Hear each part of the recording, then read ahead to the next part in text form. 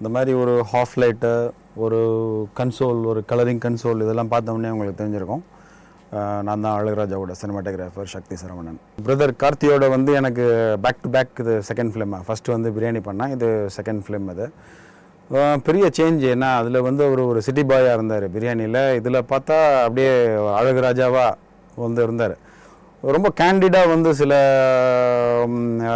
பேசிக்குவாங்க. அவர் சந்தானம்லாம் வந்து பேசிக்குவாங்க. என்ன ஓய் இந்த படத்தில் யாருக்கு பேர் வரும் அப்படின்னா சந்தானம் சொன்னார், சத்தியமாக நம்ம 2 பேருக்கு வராது, இது காஜலுக்கு தான் வரும் அப்படின்னு. ஏன்னா காஜல் வந்து பின்னி எடுத்துகிட்ருக்கு.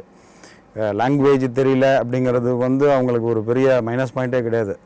ஏன்னா டோட்டலாக டைலாக்ஸ் எல்லாம் முதலியே எழுதி அதுக்கப்புறமா அதுக்கு என்ன அர்த்தம் அப்படிங்கிறத கண்டுபிடிச்சி கரெக்டாக வந்து மோஸ்ட்லி பேசிடுவாங்க. அவங்க வந்து தமிழ் பேசினாங்க அப்படின்னா வந்து புரியும். மோஸ்ட்லி நார்த் இந்தியன் ஹீரோயின்ஸ்க்கு வந்து அந்த இதெல்லாம் இருக்காது. ஸோ அந்த மாதிரி வந்து போய்ட்டு இருந்தது. பெரிய போட்டியே கிடையாது அவங்களுக்கு. இவங்க 2 பேர் வந்து எங்கேயோ நிற்கிறாங்க, பக்கத்துலேயே கிடையாது, காஜல் பக்கத்துலேயே. திடீர்னு பார்த்தா அப்படியே ஒரு யூட்டர்ன். இவர் வந்து கார்த்தி சார் வந்து ஒரு 80s ரோல் ஒன்று, அவங்க அப்பாவோட ரோல் வந்து அவர் பண்ணுறாரு. அதாவது படத்தில் பிரபு சார் வந்து அவரோட அப்பா, அவரோட ரோல் வந்து இவர் பண்ணுறாரு 80ஸில். அப்படியே மாறிட்டாருங்க அவர். ஹைட்டு மட்டும் இவர் கொஞ்சம் ஜாஸ்தி.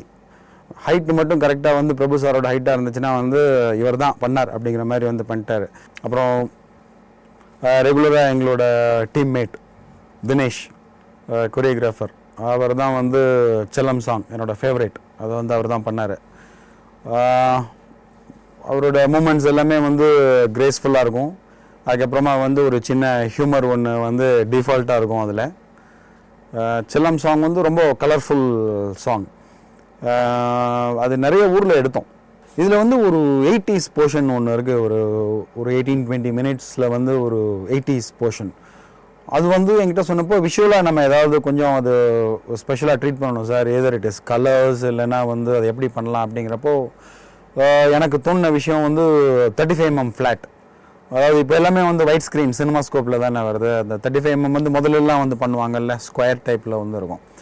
ரீசெண்ட் டைம்ஸில் வந்து இது யாருமே பண்ணல. கடைசியாக வந்து இருவர் வந்து மணிரத்னம் பண்ணாங்க, அதுக்கப்புறமா வந்து அது பண்ணுறதில்ல. ஸோ அது வந்து நம்ம பண்ணால் என்ன அப்படின்னு சொல்லி சஜஸ்ட் பண்ண ராஜேஷ்க்கு, பண்ணலாங்க அது நல்லா இருக்குமே அப்படின்னு சொல்லிட்டு. ஏன்னா வந்து இந்த ஸ்டோரியில் வந்து நம்ம பழைய நடிகர் சுதாகர் பற்றி ஒரு சின்ன குட்டி போர்ஷன் ஒன்று வருது. அவரோட படத்தை பற்றிலாம் வந்து கேரக்டர்ஸ் பேசுவாங்க. கிழக்கே போகும் ரயில், அந்த படத்தோட கிளிப்ஸ் எல்லாமே வந்து நம்ம படத்தில் யூஸ் பண்ணியிருப்போம். ஸோ அந்த மாதிரியான ஒரு விஷுவல் வந்து வேணும் அப்படின்னு சொல்லிட்டு 35mm ஃப்ளாட் வந்து பண்ணோம். அந்த சாங் ஒன்று பண்ணோம், 80s சாங் ஒன்று. அதில் வந்து தினேஷ் வந்து எல்லாமே வந்து லென்த்தி மூமெண்ட்ஸில் வந்து பண்ணியிருப்பார். முதல்லலாம் வந்து நிறைய கட் பண்ண மாட்டாங்க. பார்த்தீங்க அப்படின்னா வந்து ஒரு பிஜிஎம் அப்படின்னா வந்து அது ஒரு லென்த்தில் வந்து எடுத்துருவாங்க. ஒரு ட்ராலி ஒன்று போடுவாங்க, போட்டிங்கன்னா வந்து ஒரு ஃபுல் லென்த்து. 2 டேஸ்க்கு மேலே அந்த காலத்தில் யாரும் ஷூட் பண்ணதில்லை. இப்போல்லாம் நம்ம 3 days 4 daysலாம் பண்ணுறோம். 2 days மேக்ஸிமம் வந்து ஷூட் பண்ணுவாங்க ஒரு சாங்கிறது. ஸோ அந்த மாதிரி வந்து ஒரு 80s ஸ்டைலில் நிறைய கட்ஸ் இல்லாமல் வந்து ஒரு சாங் ஒன்று பண்ணோம். அந்த சாங் வந்து எனக்கு ரொம்ப பிடிச்ச சாங். ஏன்னா அந்த பழைய கம்போசிஷனில் நிறைய வந்து பழைய படத்தில் வந்து தலைக்கு மேலே நிறைய இடம்லாம் இருக்கும். அந்த கோயில் மணி ஓசை அந்த சாங் பார்த்திங்கன்னா வந்து சுதாகர் தலை மேலே வந்து நிறைய இடம் இருக்கும், நிறைய ஹெட்ரூம் விடுவாங்க அப்போல்லாம். ஸோ அந்த மாதிரி நிறைய ஹெட்ரூம்லாம் விட்டு அந்த மாதிரி ஒரு ஃபீலில் வந்து அந்த சாங் பண்ணோம். அந்த போர்ஷன்ஸும் வந்து அந்த மாதிரி பண்ணோம்.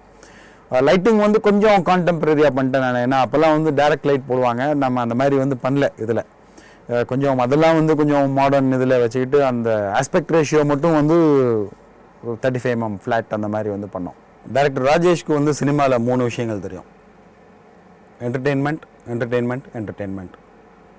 ஆலினால் அழகுராஜா ஒரு ஃபேமிலி என்டர்டெய்னர். தீபாவளிக்கு ஒரு ஃபேமிலி என்டர்டெய்னர் வரணும் அப்படிங்கிறதுக்காக வந்து பண்ணப்பட்ட ஒரு படம். இது வந்து தீபாவளி ரிலீஸ் அப்படின்னு சொல்லி பிளான் பண்ணி பண்ணப்பட்ட ஒரு படம். It's a wholesome entertainer. எல்லாருமே டோட்டலாக ஃபேமிலியோடு உட்காந்து பார்க்குற மாதிரி. இதுக்கு முன்னாடி நாங்கள் எடுத்த படம் எல்லாமே வந்து பார்த்திங்கன்னா ஒரு பாய்ஸ்க்கான ஒரு படமாக இருக்கும். அதுக்கப்புறமா அது கொஞ்சம் கொஞ்சமாக மாறி இந்த தடவை இது ஒரு ஃபேமிலி என்டர்டெய்னராக பண்ணணும் அப்படின்னு சொல்லி அவர் பண்ணியிருக்காரு. All in all Azhaguraja.